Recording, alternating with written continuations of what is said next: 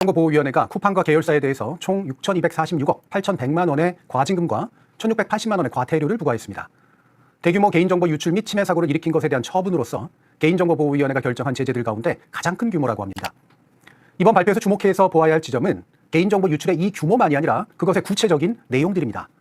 주문자인 회원의 개인정보를 넘어서 비회원 정보까지 유출된 건 배송지 관리 페이지에 등록된 가족, 친구 등의 이름, 전화번호, 주소가 함께 유출되었기 때문이었습니다. 당시 쿠팡 측은 피해 유출 규모를 3,000건에 불과하다고 했죠. 해커가 3천만 개 이상의 고객 계정에 접근한 건 맞지만 자신들이 찾아낸 범인의 컴퓨터에는 3,000건만 저장돼 있었다는 말도 안 되는 논리였죠.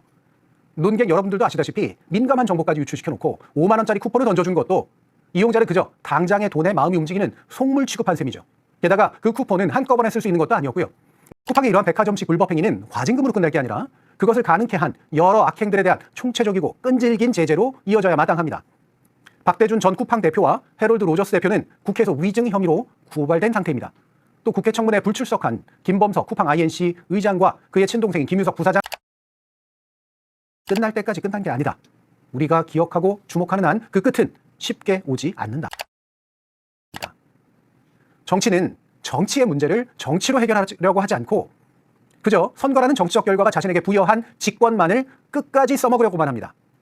그러다 보니 결국에는 법이 전면에 나서고 사법적 판단으로만 문제가 해결되는, 아니 실은 억눌려질 뿐 실질적으로는 해결되지 않는 문제가 지속되죠. 선거에서의 선택 그 자체는 선과 악 그리고 옳고 그름의 문제로만 지워지고 판단될 수는 없을 겁니다.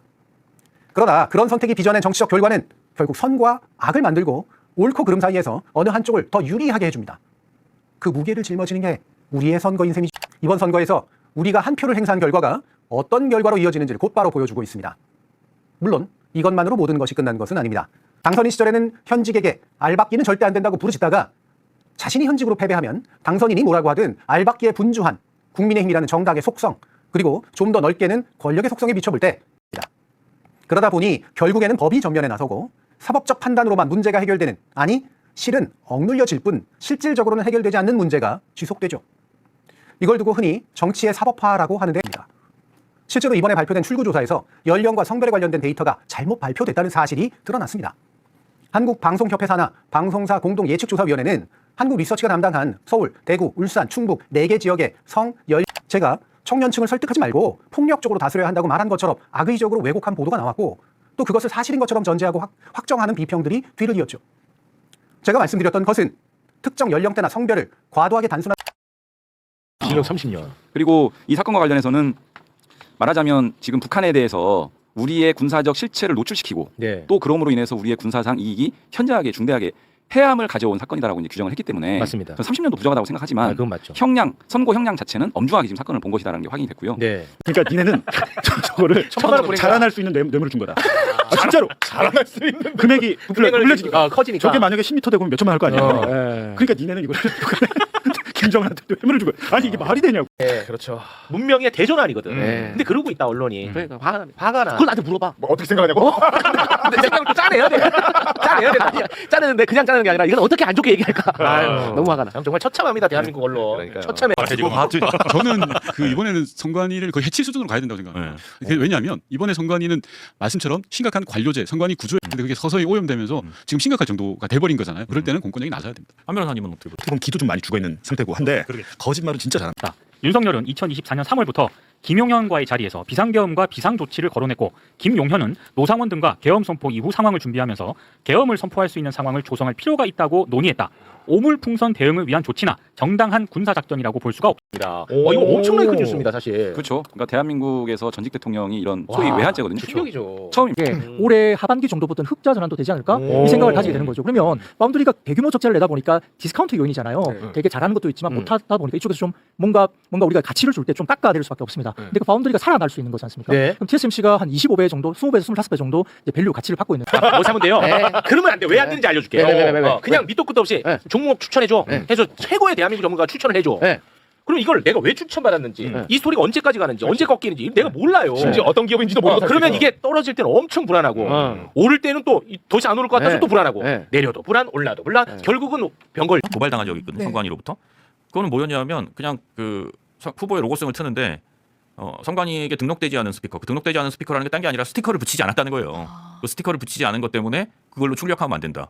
스티커를 붙인 스피커로는 출력해도 되는데 붙이지 않은 스피커로는 출력하면 안 돼. 과한 거 아닌가? 그리고 너무 이 형평이나 균형에 맞지 않는 거 아닌가라는 것들까지 세밀하게 다 해가지고 하는 사람들이 정작 자기들 일은 이렇게 엉망진창으로 했다는 게 저는 매우 분노합니다. 그래서 이 기회에 선관위의 어떤 이런 그 제도나 시스템도 정비해야겠지만 실은 그보다 그만큼 중요한 게 선거법을 좀 정리하는 게 꼭 필요하지 않을까라는 생각도 하고 있습니다. 그 선관위와 관련해서는 지금 선관위 7곳에 대해서 압수수색도 하고 네. 선관위원장을 피의자로 적시하는 그 뉴스도 나왔던 것 같아요. 그렇습니다.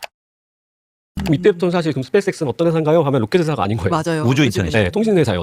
위성통신회사. 네. 네. 그리고 더 이제 거의 그 다음에는 또 2배. 그 다음에는 이제 작년 같은 경우는 거의 100억 달러 해가지고요. 그렇게 늘어났어요. 그게 뭐냐면은 처음에 스페이스X가 재상 발사체를 하겠다라고 했을 때 반대 의견도 많았고요. 조롱하는 사람도 많았고요. 대표적인 게 이제 ULA라고 지금도 있는 회사인데 보잉과 로키드 마틴이 이제 반반씩 가진 로켓 업체입니다. 네. 클래스 5 하는 거기에 이제 CEO 분이 계셨는데 그분이 이거에 대해서 반대를 했었어. 안 된다 저거. 재사용이 안 된다. 비용이 그냥 50년 뒤에도 우주 그 로켓 쪽에 스페이스X가 지금의 위치를 가질까? 저는 100% 가진다고 봅니다. 50년 뒤에도. 그래서 사실 알려주시기라고 하시.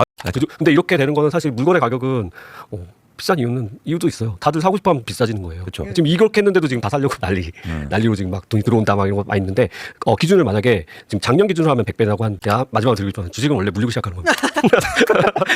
명언이다.